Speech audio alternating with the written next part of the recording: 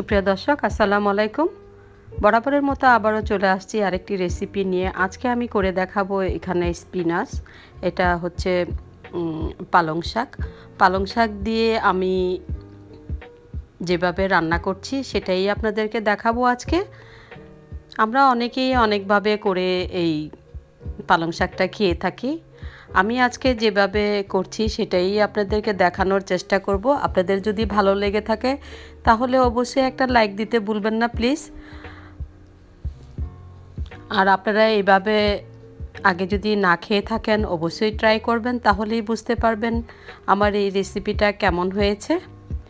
তাহলে চলুন দেখে নিন আমি কিভাবে আজকে রান্না করছি। আর সুপ্রিয় দর্শক, আমি আজকে আপনাদের সুবিধার জন্য ফ্রোজেন শাকটা দিয়েই করে দেখাবো। সবাই তো আমরা ফ্রেশ শাকটা খেয়ে থাকি, তবে ফ্রোজেন শাকটাও যে খাওয়া যায়, অনেক টেস্ট হয়, সেটাই আপনাদেরকে আমি দেখানোর চেষ্টা করছি। দেখুন এখানে আমি ফ্রোজেন শাকটাই নিয়ে নিয়েছি। শুধু আপনারা ধুয়ে সুন্দর করে কেটে জিপলক ব্যাগে ভরে রেখে দিবেন ফ্রিজে। আপনারা যখন খুশি তখনই খেয়ে নিতে পারবেন। আর দেখুন এখানে আমি যা যা ইনগ্রেডিয়েন্টস নিয়েছি সব কিছুই আছে এখানে। আমি আজকে এখানে টোনা ফিশ দিয়ে করব। তাহলে আমার পাশে থাকুন, আমার ভিডিওটি আজকে শেষ পর্যন্ত দেখুন, তাহলেই বুঝতে পারবেন আমি আজকে কিভাবে রান্না করছি। এখানে দেখুন আমি চুলাতে একটি ডিপ ফ্রাই প্যান বসিয়ে দিয়েছি, দিয়ে দিলাম এখানে তেল।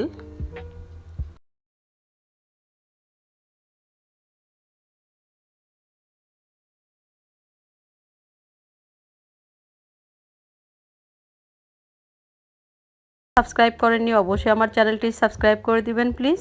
পাশে থাকা বেল আইকনটি প্রেস করে রাখবেন, যখনই আমি ভিডিও আপলোড করব নোটিফিকেশন চলে যাবে আপনাদের মাঝে, তাহলেই আমার নিত্য নতুন রেসিপিগুলো আপনারা দেখতে পারবেন। দেখুন আমি এখানে পেঁয়াজ কুচি আর রসুন কুচি দিয়ে দিলাম।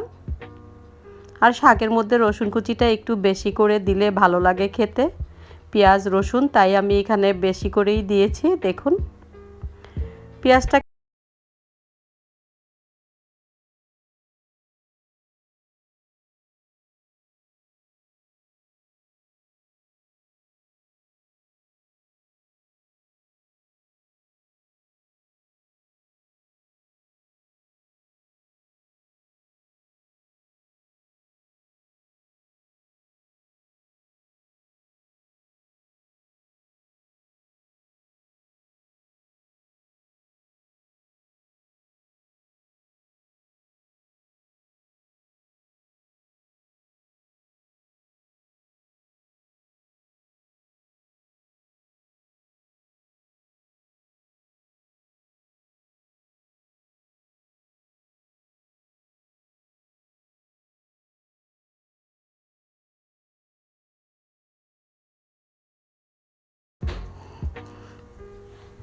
আপনারা এই রেসিপিটা ফ্রেশ মাছ দিয়েও করতে পারবেন।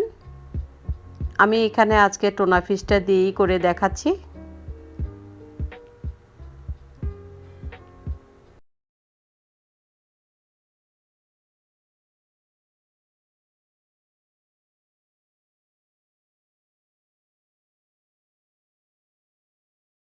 কি খেতে পারেন না টোনা ফিশটা, বলে যে গন্ধ আসে। আপনারা আমার রেসিপিটা ফলো করে রান্না করবেন, তাহলেই বুঝতে পারবেন। দেখুন আমার শাকটা মেল্ট হয়ে গেছে, এখন আমি দিয়ে দিলাম।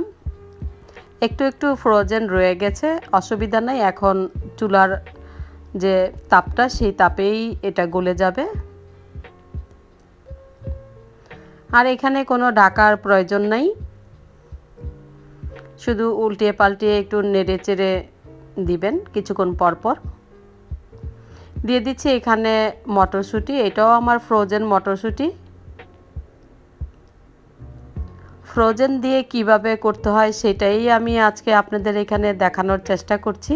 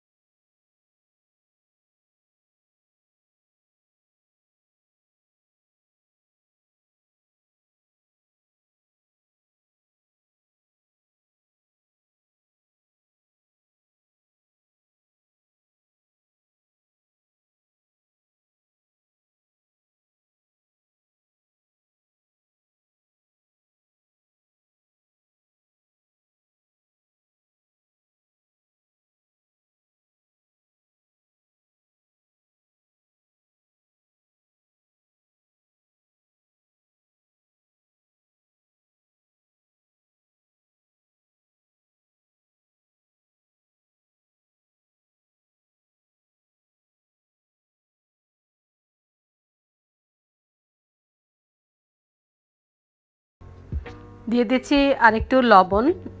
আমি চেক করে দেখেছি যে লবণ আরেকটু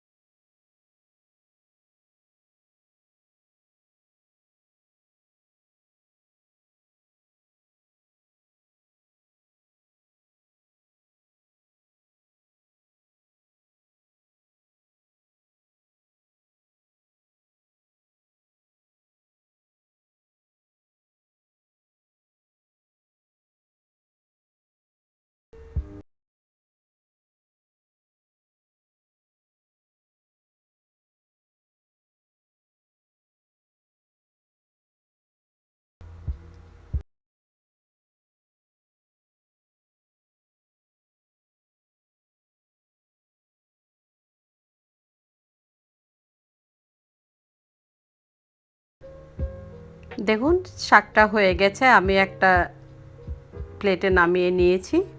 দেখতে অসম্ভব সুন্দর লাগছে, খেতেও অনেক টেস্টি। আপনারা অবশ্যই আমার এই রেসিপিটা ফলো করে আপনারা রান্না করবেন, তাহলেই বুঝবেন কেমন হয়েছে। আর আমাকে কমেন্ট বক্সে জানাবেন আপনাদের শাকটাও কেমন হয়েছে। আজকের মতো তাহলে এখানেই বিদায় নিয়ে নিব। আগামী রেসিপি দেখার জন্য আমন্ত্রণ রইল সবাইকে। সবাই সুস্থ থাকবেন, ভালো থাকবেন, আমার চ্যানেলটির পাশে থাকবেন, আমাকে সাপোর্ট করবেন। আর অসংখ্য ধন্যবাদ আমাকে সাপোর্ট করার জন্য। যারা এখনও সাবস্ক্রাইব করেননি অবশ্যই আমাকে সাবস্ক্রাইব করে দিবেন প্লিজ। আজকের মতো তাহলে আল্লাহ হাফেজ। আসসালামু আলাইকুম ওয়া রাহমাতুল্লাহি ওয়া বারাকাতুহু।